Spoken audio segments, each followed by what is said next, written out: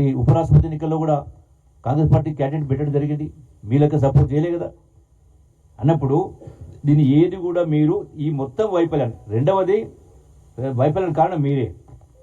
అయితే ఇది 2000 ఇప్పుడే వాపసు వచ్చినట్టుగా, అంటే ఈ యొక్క డిపిఆర్ ఇప్పుడు రిటర్న్ వచ్చింది, వాపసు వచ్చింది కేంద్ర ప్రభుత్వం నుంచి, రాష్ట్ర ప్రభుత్వం స్పందిస్తుందని మాట్లాడుతున్నారు. అసలు ఎప్పుడు వచ్చింది రిటర్న్? ఇది 2022లోనే ఈ డిపిఆర్ రిటర్న్ వచ్చింది. 23 ఏప్రిల్ డిపిఆర్ 2023 ఏప్రిల్లో డిపిఆర్ రిటర్న్ వచ్చింది.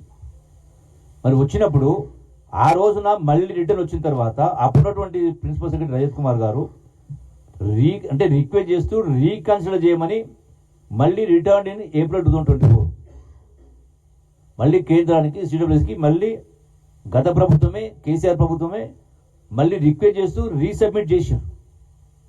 మరి మీ సందర్భంలో ఎందుకు రిటర్న్ వచ్చింది? 2014 అధికారం వచ్చింది. 2000 అంటే 14, 2022 అంటే 23 అంటే ఆల్మోస్ట్ 9 సంవత్సరాలు. మరి 9 సంవత్సరాలు మీరు నిద్రపోయినరా? 9 సంవత్సరాలు డిపిఆర్ 9 సంవత్సరాల తర్వాత రిటర్న్ ఎందుకు వచ్చింది? ఏం చేసుకుంటూ కూర్చున్నారు మీరు మీ కుటుంబం మొత్తం కలిపి? రెండవది, ఆ తర్వాత మళ్ళీ 2024 రిటర్న్ వచ్చింది. తర్వాత మళ్ళీ అగైన్ రీసబ్మిట్ చేయడం జరిగింది మే 2024లో విత్ రిప్లైస్, గత ప్రభుత్వమే. మరి అయినా కూడా ఇక్కడ పెండింగ్ ఉంది. తర్వాత మన ప్రభుత్వం వచ్చిన తర్వాత కూడా గతంలో ఇది సబ్మిట్ చేసినప్పుడు మైనర్ ఇరిగేషన్ సేవింగ్స్ 40 టీఎంస్ అన్నారు కదా మీరు ట్యాంక్ వైజ్ అంటే చెరువు వైజ్ కుంట వైజ్ కూడా మీరు డీటెయిల్స్ పంపని అడిగారు కేంద్ర ప్రభుత్వం. మళ్ళీ అప్పుడు ఈ ప్రభుత్వం వచ్చిన తర్వాత మళ్ళీ బ్లాక్ వైజ్ కూడా రిపోర్ట్స్ పంపడం జరిగింది. సిఈ పైన క్రిమినల్ కేసు పెట్టింది సుప్రీంకోర్టు, గవర్నమెంట్ అన్నాడు ఎన్జిటి, మన చీఫ్ ఇంజనీర్ పైన క్రిమినల్ కేసు పెట్టిండు, 400 కోట్ల పెనాల్టీ ఇంపోజ్ చేసిండు. మరి మీరు ఇవన్నీ కూడా ఈ రోజున మీరు చెయ్యని పనులు మీరు చెయ్యకుండా మళ్ళీ ఈ ప్రభుత్వం చేయనట్టుగా మాట్లాడడం అనేది చాలా దుర్మార్గమైనటువంటి పరిస్థితి. రెండవది, కేసీఆర్ ముఖ్యమంత్రి ఉన్నప్పుడు నేను కూడా ఆ ప్రభుత్వంలో 3 సంవత్సరాల అధికారం ఉన్నా. మొత్తం మామనల్లో పెద్దం తప్ప ఏది కూడా వినిపించుకున్న పాపన కానీ పట్టిన పాపన పోలే. 2017లో పబ్లిక్ హియరింగ్ కండక్ట్ చేస్తే ఈ ఎన్విరాన్మెంటల్ క్లియరెన్స్ కోసం పబ్లిక్ హియరింగ్ పెడితే కేసీఆర్ క్యాన్సిల్ చేసిన దాన్ని పబ్లిక్ హియరింగ్ కాకుండా ఇప్పుడు వద్దులేని అంటే ఇది నిలబడిన కారణం మీరు కాదా? ఎందుకు మళ్ళీ పబ్లిక్ హియరింగ్ క్యాన్సిల్ చేసిన అన్నాడు? ఇవన్నీ కూడా ఒకటి కాదన్నాడు. రెండవది, ఇవన్నీ చేస్తూ డ్రింకింగ్ వాటర్ కోసమని మళ్ళీ వీళ్ళే సుప్రీంకోర్టు స్టేట్మెంట్ ఫైల్ చేస్తారు. ఇది కేంద్ర ప్రభుత్వం ఏమంటా ఉంది ఈ రోజున? 100% కేంద్ర ప్రభుత్వం బీజేపీ ప్రభుత్వం తెలంగాణకు అడుగడుగున అడ్డం పడతా ఉన్నది వాస్తవం. ఇది వాస్తవం. మరి మీరున్నప్పుడు కాదు కదా, మీరు సపోర్ట్ చేసుకుంటూ వచ్చింది కదా.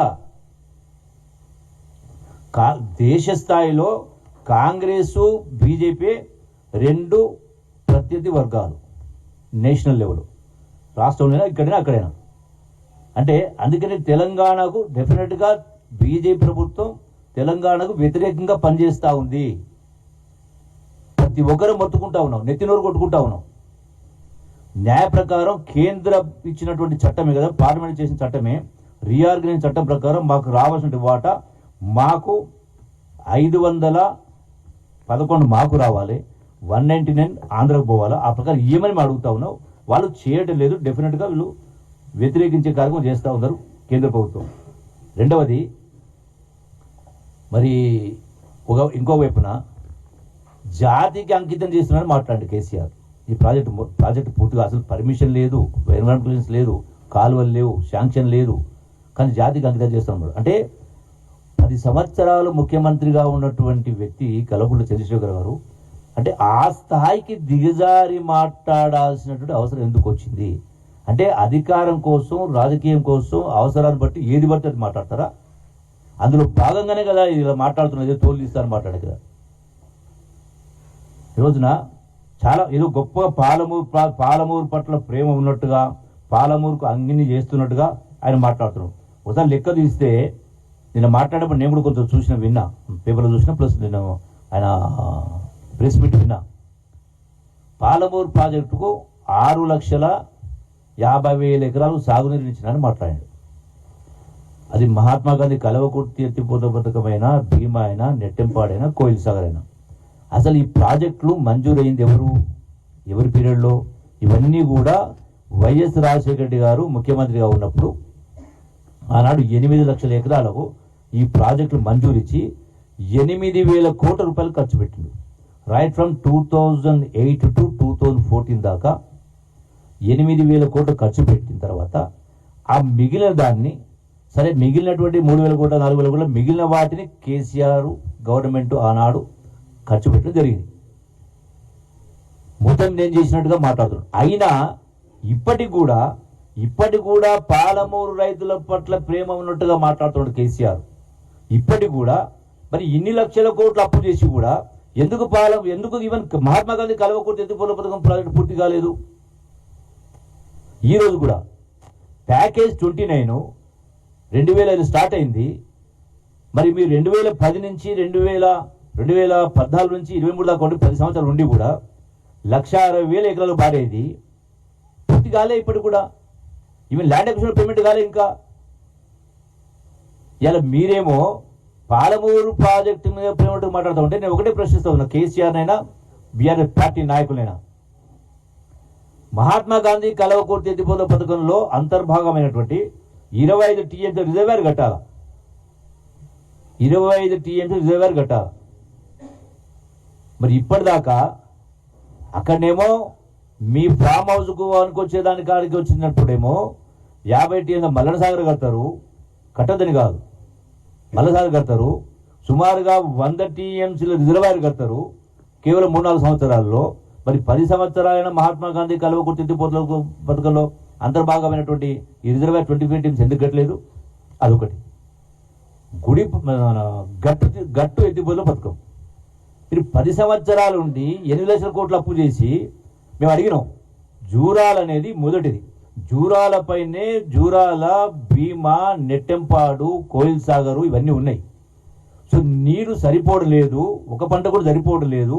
రిజర్వాయర్ కట్టండి అంటే గొప్ప హెలికాప్టర్లు వేసుకొని పోయేసి ఆడ మాట్లాడు కొబ్బరిగా కొట్టే కార్యక్రమం చేసి 10 సంవత్సరాలైనా ఇప్పటిదాకా ఒక తట్ట మట్టి తీయలే, మొదలు పెట్టలే ఈనాటికి కూడా.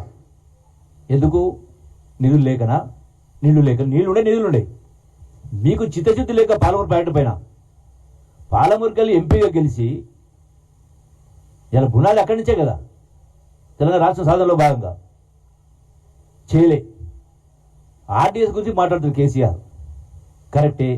ఆర్డీఎస్ ద్వారా ఎప్పుడు ఈనాడు కాదు, మన స్వాతంత్ర గంట ముందు నుంచి ఆర్డీఎస్ సంబంధించి 90,000 ఎకరాలు రావాలి, సుమారుగా నీళ్ళు రావాలి. మీరు మరి 9 లిఫ్ట్ అని పెట్టి అది కేవలం 10,000 ఎకరాలు రావట్లేదు. దానిలో కూడా రిజర్వాయర్ కట్టాలా? ఈనాటి కూడా రిజర్వాయర్ కట్టలే. 9 లిఫ్ట్కి సంబంధించి కూడా ఈనాటి కూడా రిజర్వాయర్లు కట్టలేదు. ఎందుకు కట్టలేదని ప్రశ్నిస్తా ఉన్నా. ఇంత ప్రేమ వల్కపోతున్నాడు కదా కేసీఆర్ పాలమూరు పైన. కేఎల్ రిజర్వాయర్లు కట్టలే, కల్వకుర్తి అంతర్భాగంలో 29 ప్యాకేజీ పూర్తి కాలే, ఈ ల్యాండ్ అక్విజిషన్ కాలే, రిజర్వాయర్స్ కట్టలే. గుడిపల్లి కాదు, గట్టు రిజర్వాయర్ కట్టలేదు, లిఫ్ట్ పెట్టలే. మరి 9 లిఫ్ట్కి సంబంధించి కూడా ఇప్పటిదాకా కూడా రిజర్వాయర్ కట్టే కార్యక్రమం చేయలే.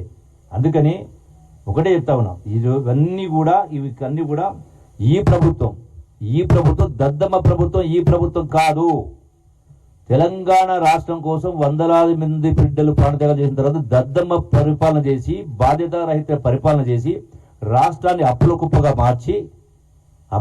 మార్చి ఇలా అయినా కూడా ఈ ప్రభుత్వం, రేవంత్ రెడ్డి గారి సర్కారు, ఇందిరమ్మ ప్రభుత్వం, కాంగ్రెస్ ప్రభుత్వం సమర్థత ఉన్న ప్రభుత్వం కాబట్టి ఇన్ని అప్పులు చేసినా నెలకు 6,000 కోట్ల వడ్డీ, సంవత్సరం 75,000 కోట్ల వడ్డీ కడతా ఉన్నా కూడా చెప్పిన మాట నిలబెట్టుకుంటూ ప్రతి కార్యక్రమం కూడా చేసేట్టు ప్రయత్నం చేస్తూ ఉంది. ప్రభుత్వం నడుస్తూ ఉంది.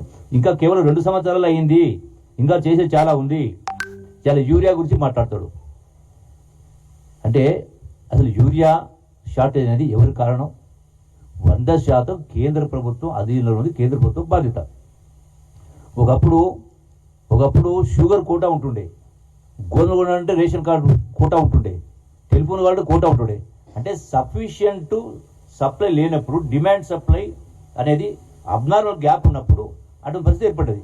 ఇప్పుడు కూడా కేంద్ర ప్రభుత్వం దుర్మార్గంగా కక్షతోట తెలంగాణ రైతాంగాన్ని ఇబ్బంది పెట్టే కార్యక్రమంలో భాగంగా ఇలా యూరియా ఇవ్వనప్పుడు వచ్చిన యూరియాను సక్రమంగా పంపిణీ చేయాలా, రైతులు ఇబ్బంది పడవద్దు, క్యూలో నిలబడాల పరిస్థితి రావద్దని ప్రాపర్ ఈక్వల్ డిస్ట్రిబ్యూట్ చేయాలనే పద్ధతిలో దాన్ని ఆన్లైన్ చేస్తే, అంటే సాంకేతిక పరిజ్ఞానం యూజ్ చేస్తే తప్పవుతుందా?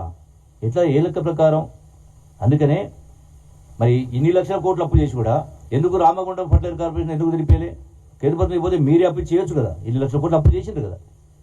సో డెఫినెట్గా కేసీఆర్ నిన్న పెట్టిన మాట్లాడిన మాటలు ఏమిటో కేవలం దీన్ని ఒక ఆయుధంగా పావుగా వాడుకునే ప్రయత్నంలో భాగమే తప్ప ఇవి వాస్తవాలు కాదు.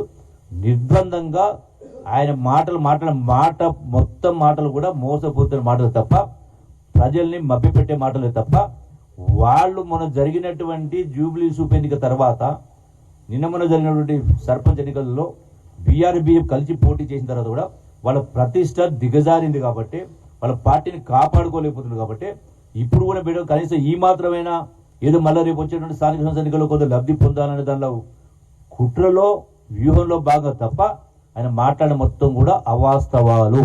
Thank you.